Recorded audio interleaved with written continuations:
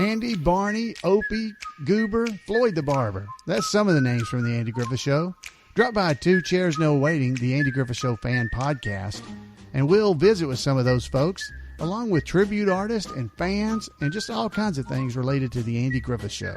I'm your host, Alan Newsom, and you can find the show, Two Chairs No Waiting, at twochairsnowaiting.com or on iTunes.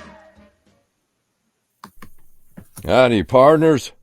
You're listening to Conversations with Jacob, hosted by my good friend, Jacob Waller. Make sure to check out the podcast where podcasts are available and check out the video version on YouTube. You can follow us on social media. Facebook is Conversations with Jacob. Twitter is at CWJ Podcast. And you can visit our website, conversationswithjacobpodcast.weebly.com. Hey, you got a show idea? Maybe a guest suggestion? Email us at conversationswithjacob@gmail.com. Now, here's your host, Jacob Waller. And welcome back to another episode of Conversations with Jacob. We got a good episode for you today because we're talking demons. I know in other episodes we talked about angels, so I guess we figured I would work our way down to demons today. But before we get to our guest today, let's on do a few plugs. Check out Two Chairs No Waiting podcast with Mr. Adam Newsom, who was on the podcast, episode number 53. Check it out, twochairsnowaiting.com. Also on YouTube. By the way, if you like old cars, check out the Rocky Mountain Cruise In. They just had their second cruise in a few days ago on May 4th. The next one is June 1st, 2024 in Rocky Mountain, Virginia. The locations are the Franklin County High School, the Lowe's parking lot, and the Rocky Mountain Smokehouse location. And that goes from 5 to 10 p.m. And joining me today is Mr. Bill Bean. Bean, how you doing? I'm doing great, my brother. Thank you for having me on. Absolutely. Now, before we get started, would you sent me a copy of your book through a PDF file, which I gotta say, that's a good book. Thank you so much. I appreciate you taking the time to read it. Yeah, as a matter of fact, I read it in one day, which I couldn't walk away from it. Well, praise God, and every word of it is true to the best of my recollections as it happened, and my life has been an amazing journey. So that's why, that's my 11th book, Jacob, and sort of brought my story full circle with all of that, and that's why I titled the book My Life, because, it's my life has been a truly amazing journey. Now, for people who don't know who you are, can you give us a little description? Yeah. I started out as, I'd say a good deal of my life, from childhood going into my teen and even into my adult years, I was a victim. My family was destroyed by demonic forces, and I nearly was as well. And it all began, and I say that it all began when my family and I moved into a 3-bedroom ranch-style home located in Glen Burnie, Maryland, in a community called Herondale. But it really actually went further back than that. After I'd written my first book, Dark Force, I was told by a family member, reliable source, that 2 family members over 100 years ago actually conjured up those demonic forces through ritual, invitation, invocation. And when you do stuff like that, that doorway will open and those demons will come through. And they did come through, and they created a variety of disasters and destructions and untimely deaths and a plethora of misery for anybody and everybody that was in the family and connected to the family. So the house that we moved into was located at the bottom of a downhill cul-de-sac, and it was a semi-dilapidated dwelling. And my father, William Bean Sr., was a master carpenter. He saw it as a restoration project, which he did quite a bit of work to it in restoring it, making it to look nice. But the house had a very ominous look and feel about it from the very beginning. I recall my sister and I, my sister was, I was 4, she was 13 at the time. And we just had we were frightened. We had a very uneasy feeling. And we just knew something was wrong at that place. And so you would go in through the front door, and the house was very, very dark, equally as ominous and foreboding on the inside. Dark brown paneling on the walls. It was a very, very dark house, and it had you could feel when demons are present. You could feel heaviness. There's an atmospheric shifted change. Sometimes people will feel tremendous pressure in their head. Sinus, ears might be ringing. Terrible smells could be present, smells of sulfur or feces smell, something rotting. All these types of things and more are clear indicators that, demons are present. And so you would, walk into the house, enter in through the front door into a living room. You would make a right past the living room, between the living room and the dining room, and you would go down a long hallway, which had a hard tiled floor. And oftentimes we would be in our beds late at night and hear footsteps coming down the hallway, sound like boots or hard-soled shoes reverberating off of those walls. My mother, Patricia Bean, was the first to have an experience in the home, and it took place right after moving in. My dad had taken us. I have an older sister and a younger brother, and he had taken us with him for the day to his parents' house in order to allow my mother to have time to unpack and organize. And it was during the course of that she felt a presence come into the room. She thought in her mind that it was my dad sneaking in to play a joke on her. And she spun around, fully anticipating on seeing him, and to her shock, nothing was there. So, as you can imagine, she was unnerved and perplexed by what had just taken place. She was eventually able to gather herself and go back to doing what she was doing. And then one of the bedroom doors slammed shut by itself. And that was enough to make her go outside and wait until we returned. So that's where it began. And then it gradually escalated into violent physical attacks on my family and I from those demonic forces. So I went through hell as a child and was very much a victim. So the subtitle on that book is Transformation from Victim to Victor. And that's exactly what God did for me. And I could never thank him and praise him enough for it. But when I say that I know what it's like to suffer, I absolutely know what it's like to suffer. And furthermore, I couldn't be where I'm at right now as a spiritual warrior, God working through me to help these people, had I not been there to suffer. It was all part of my journey. And it all makes perfect sense to me now.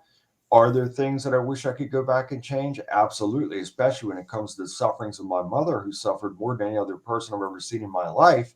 But I understand all too well why it happened and why God chose me to be in this role that he works through me to deliver people from evil.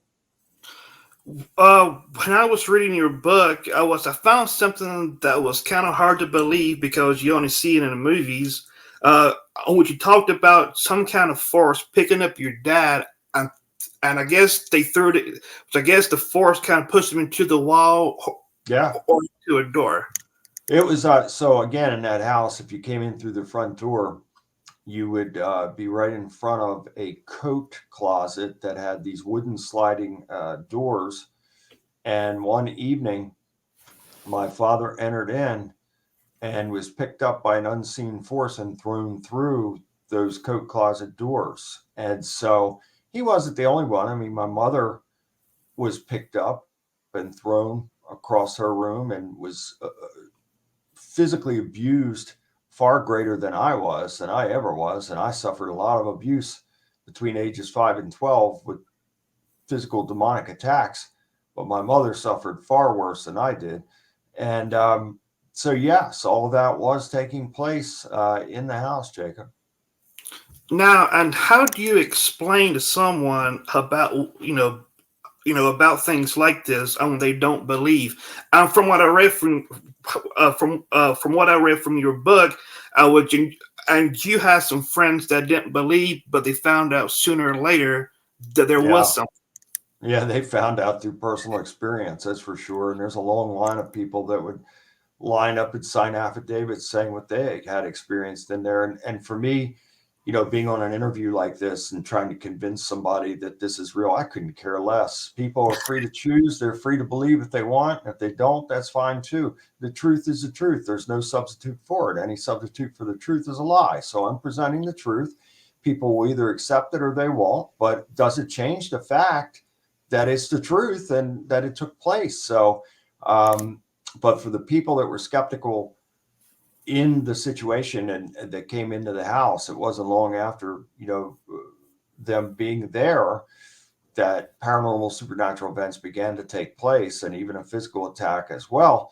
And so they were believers after that, and some didn't sleep very well for a long time afterward.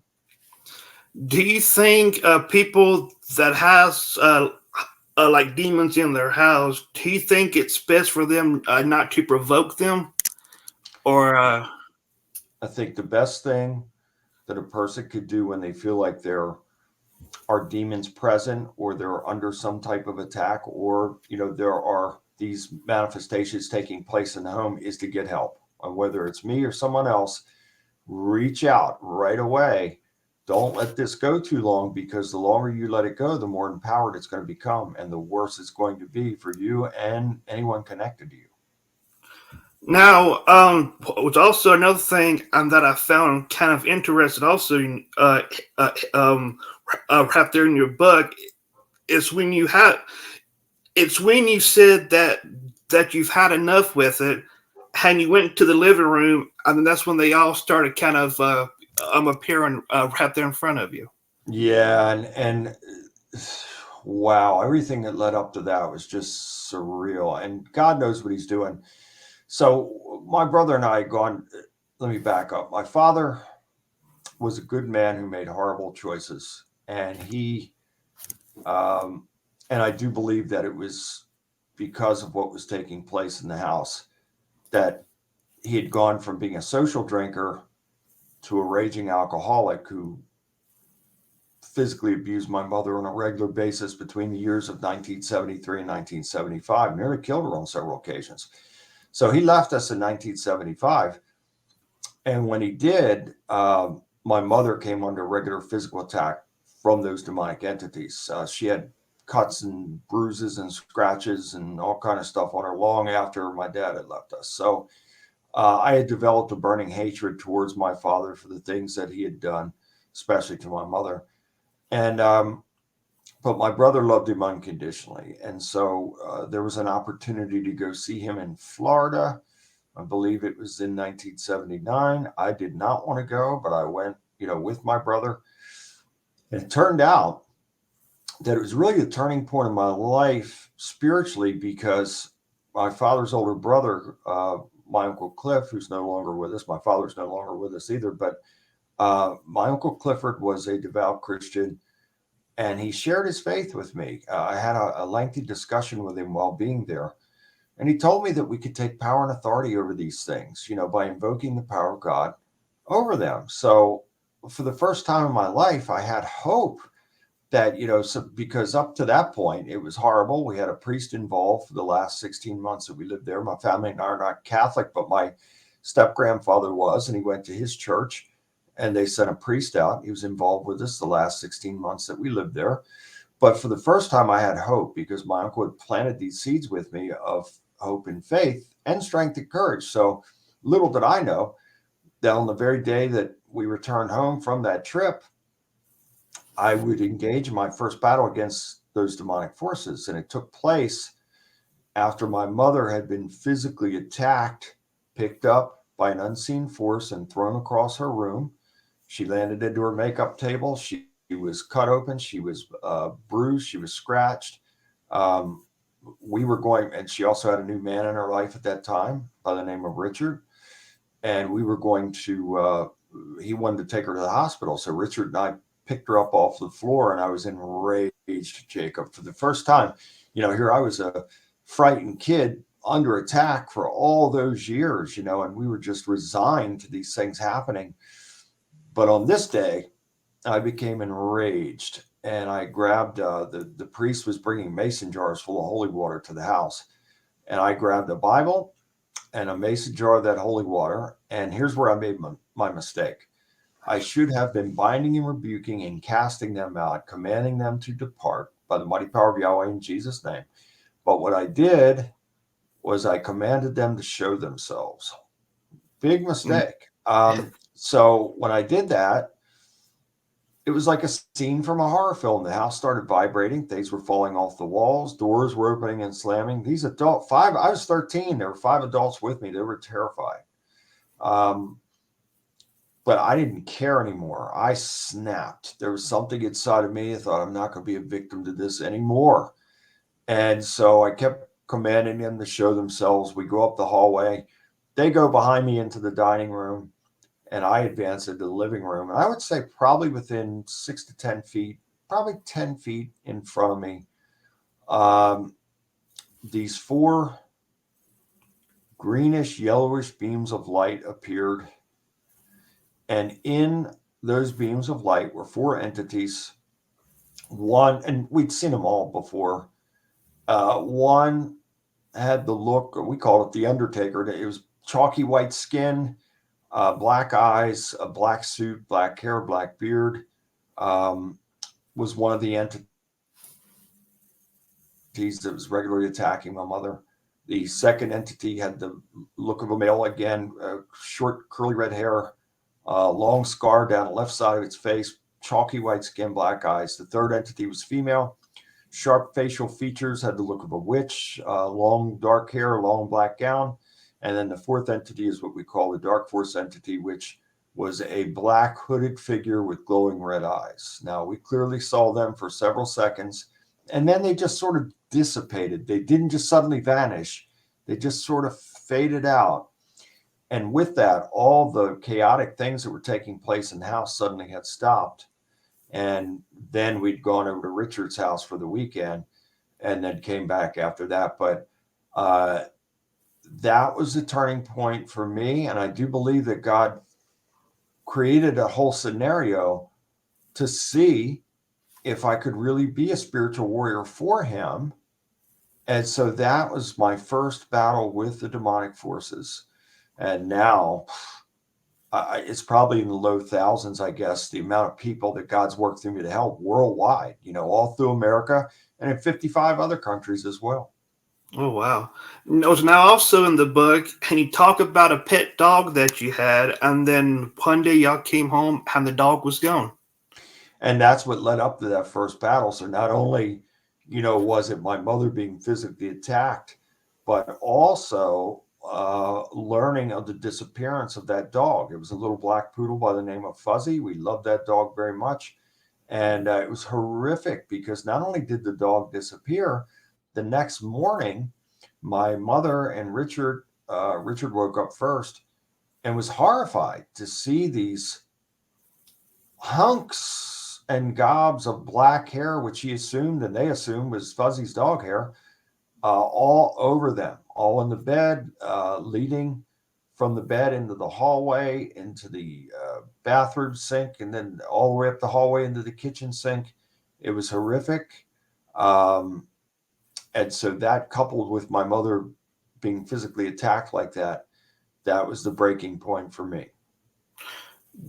Do you have any speculation on what might have happened to the dog?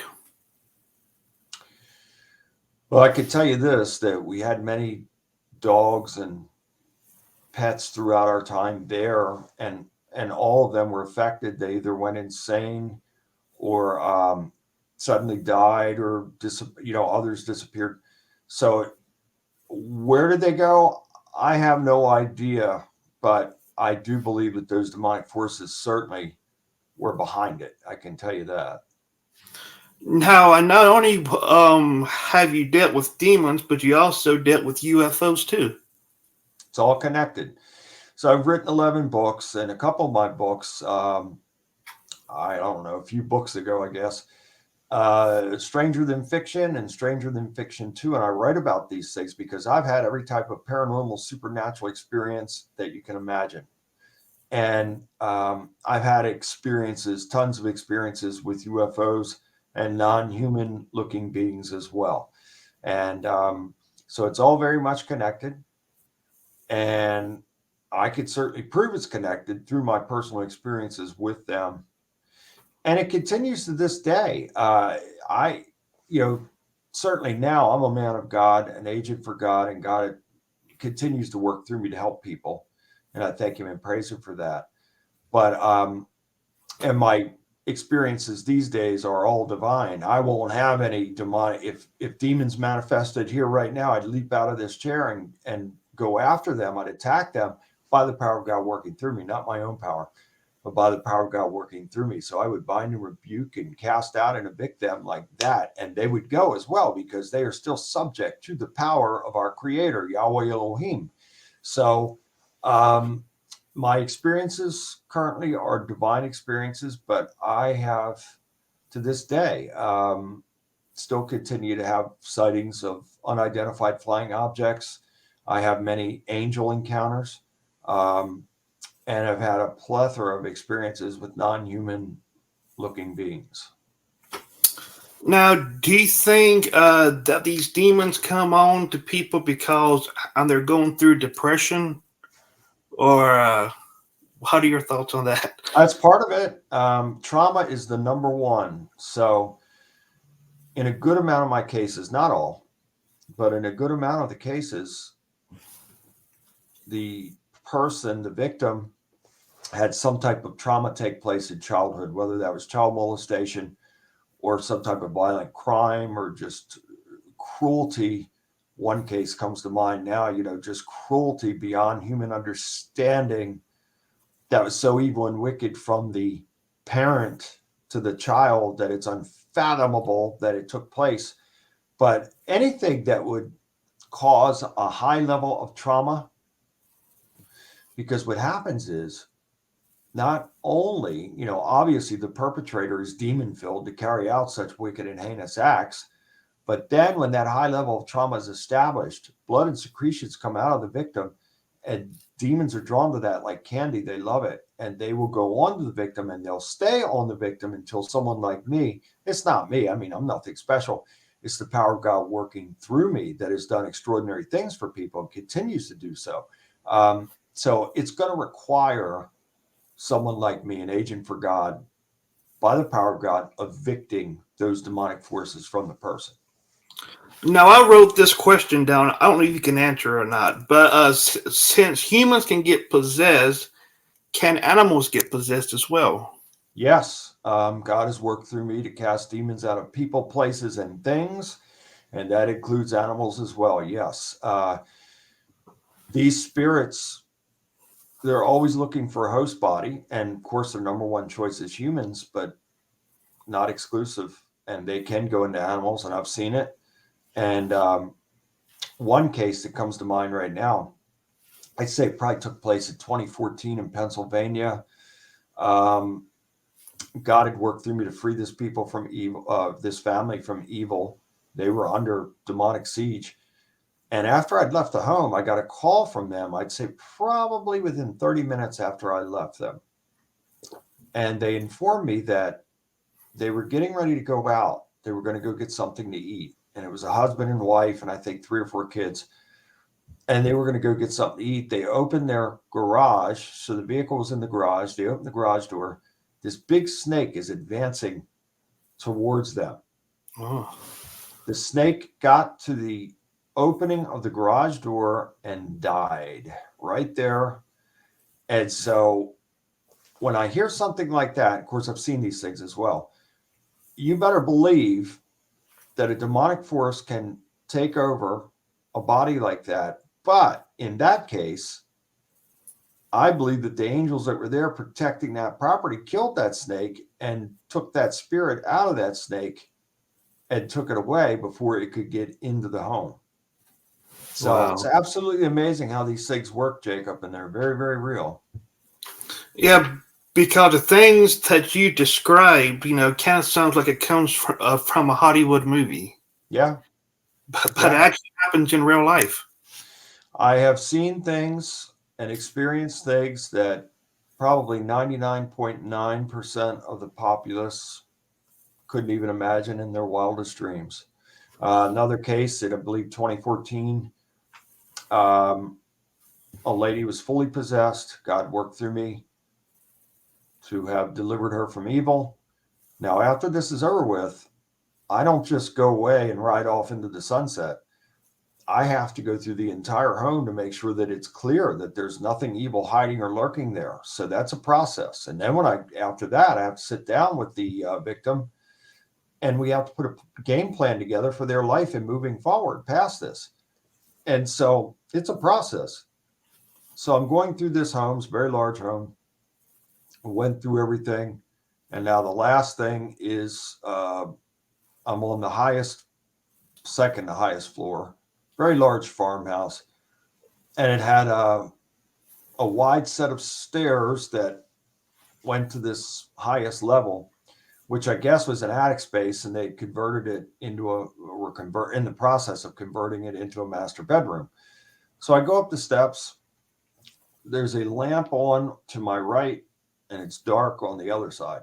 So I go over to the lighted side first, and I have to go to every room and every space and make sure that it's cleared. And, I'll say something like, by the mighty power of Yahweh and his mighty and holy name, in Yahshua Jesus Christ's name, I bind and rebuke any demons that might be hiding or lurking here. And I command you to depart at once. And then I'll say, I declare this space and every single thing in it to be blessed, sealed, sanctified, purified, cleansed, and made holy before the Most High God. Peace is here and peace shall remain forevermore. So then, I do that. I go over to the other side where it's dark. Now, it's not completely dark because there's a window. It's like a double window to the right, and the moon is sort of shining through. And there's a ventilation shaft, I don't know, probably 10 feet from where that window was. And so I get over there, and standing in between the window and the ventilation shaft, and I'd say I was probably between, probably about 6 to 8 feet in front of it, was this gigantic, at least 7 feet tall, black hooded entity, glowing red eyes, looked familiar to me. I'd seen it many times before, but there it is standing there. And it looked like it even had like folded in wings because there were points that came up past the shoulders. And I had a Bible in this hand, and I had a mixture of holy water, holy oil, holy salt, frankincense in a shaker in this hand. And now think about what I'm saying to you, Jacob, because most people, many would have fainted. They would have turned around and ran. They would have soiled themselves, anything. I mean, you're looking at something that is not human. It is only by the power of God that I could stand there and not, fall out or run away or whatever. But I stood my ground, and I said, by the mighty power of Yahweh and his mighty and holy name, in Yahshua Jesus the Christ's name, I bind and rebuke you and cast you out. And I shook that thing 3 times, and that entity let out a screech like I've never heard before or since. And it was so loud that it rattled the windows in the house, and it departed. Wow.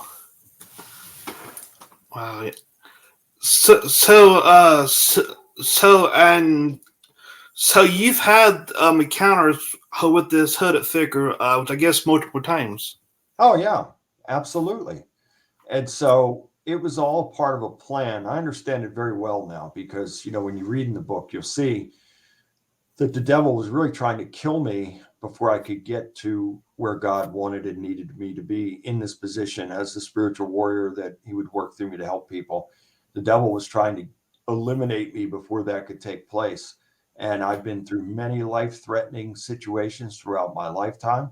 God has saved me every time, and I thank him and praise him for it. But even as this spiritual warrior going to help others, I've been in life-threatening situations at times during my career, as this spiritual warrior. Now, when I was reading your book, and also you talked about your girlfriend at the time being possessed, Yeah. and then you was downstairs with a friend. I think you heard like a loud bang to Yeah. find out the bedroom door exploded. Yeah. Something had thrown, it was a 10-pound dumbbell, and hurled it with such force that it literally like exploded.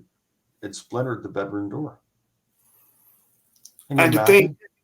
yeah, and the thing is, in the book, how when that happened, and your girlfriend at the time was still asleep. Yeah. Yeah. And, she was under full possession for 22 days. And that ended with an exorcism. And unfortunately, um, the priest that performed that exorcism was put into a facility after that. And he lived out the rest of his days in that facility. Oh wow! Now, do you think a Ouija board is kind of a portal for demons too? Absolutely. So anything that would invite or invoke, you better believe it. And that is the number one tool as far as the populace goes, that people say, oh, let's play with the Ouija board. Don't play with it. It's not a game. It's not a toy.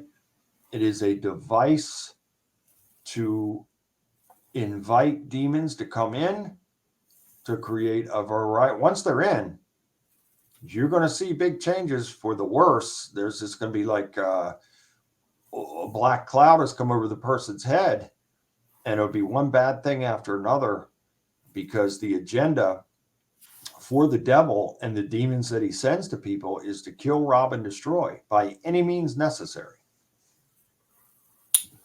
Now, and what are some of the, I guess, some of the symptoms that people can look for if someone they know is possessed by a demon? Yeah, there are. I have on my site, BillJBean.com, a list of these. High-level trauma that leads to experiencing demonic events and attacks, playing with a Ouija board, invoking and inviting a spirit to come in, and they will come in. Don't worry about that. Fascination with the occult and dark ways, deep depression, withdrawing from family and friends, sudden fits of rage, hatred, and anger, evil thoughts, hearing voices, seeing manifestations, having evil dreams, listening to satanic music, suddenly developing superhuman strength, becoming physically abusive and having no memory of harming others, wanting to sleep all the time, abusing drugs and alcohol, because drugs, the person that's abusing drugs, they come under the spirit of pharmakia. That means sorcery. And the person that is using alcohol, that is alcohol, and that comes from Egypt, and that means flesh eating spirit. Okay, so that's what happens when you abuse drugs and alcohol. Wanting to keep the home and room very dark at times. I've been in the homes where they painted the some of the bedrooms all black. Cruelty to animals, feeling cursed, and wanting nothing to do with God. Yahweh is his name, listed 6,823 times in the Bible, replaced with the title of Lord. Where we see Lord in caps, that should say Yahweh, and his son Yahshua Jesus the Christ. So if any of you out there who may be watching or listening right now are having any of these things taking place, then I would strongly recommend that you contact me or someone like me right away to get help. Now, have you ever been in a situation, or and have you ever dealt with a person or a location to where you didn't think that you would be able to take the demons away? Never once in my career. And so people say to me, what's your success rate? Well, I'll say this.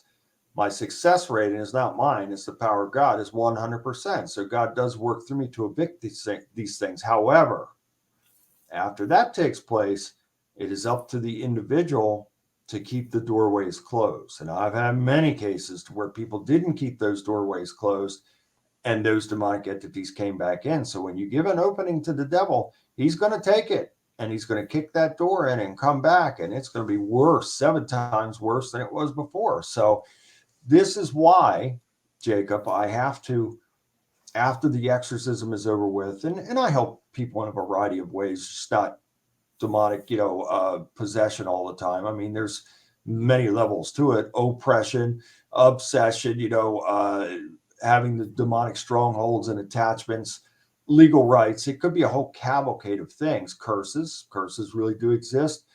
And so the curses have to be broken. And there are many facets to this. And of course, depression is another thing, which is part of an oppression. And so I'm a man of many hats, and I take each situation as it comes, and God will work through me accordingly to help that person to move forward.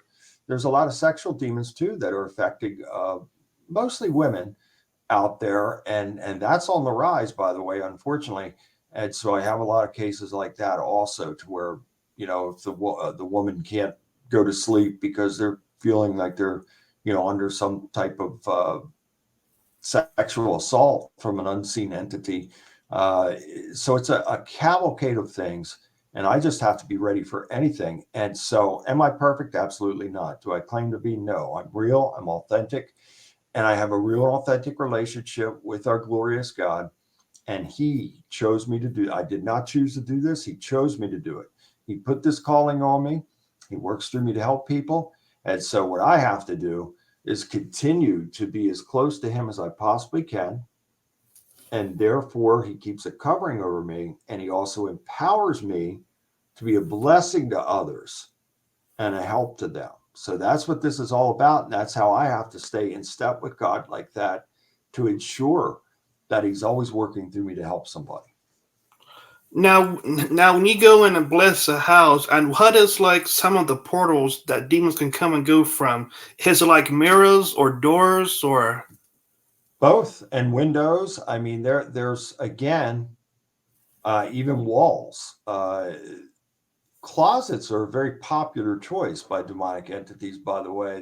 That's probably the most popular means for them, is the back closet wall, and in some of these places, sometimes under the beds. But I have to be very thorough, and I have to go and make sure that all this stuff's gone. And as part of that, I have to close every single portal above the home, below the home, to the sides of the home, and inside of the home. So I have to be very, very thorough and make sure all those portals are closed. Now, and where can people purchase your book? For those of you who'd like to have a signed copy of my book, you can go to BillJBean.com, click on that button, you'll see it. And then I will personally sign the book and send it out. If you just want to order a copy on Amazon, you can still go to BillJBean.com, click on there's an Amazon link there, or a button. Click on that. You can order directly from Amazon. So, Jacob, I'll tell you, boy, did the time ever go fast, huh? And for those of you out there who are in spiritual need, if you're watching this right now and you're really having a rough time spiritually, and you feel like you're under attack, don't hesitate. I am always super busy, but that doesn't mean that I can't get to you. God always has a way of helping me I'm almost like a 24/7 operation now anyway, but he has a way of working through me to make sure I get to everybody. So if you're out there in need, don't hesitate. Same thing, go to BillJBean.com. You can email me directly from the site. I'll get back to you as quickly as I can. All right, Bill. Towards the end of the podcast, I like to ask the guests if they got any closing thoughts. Do you get any closing thoughts?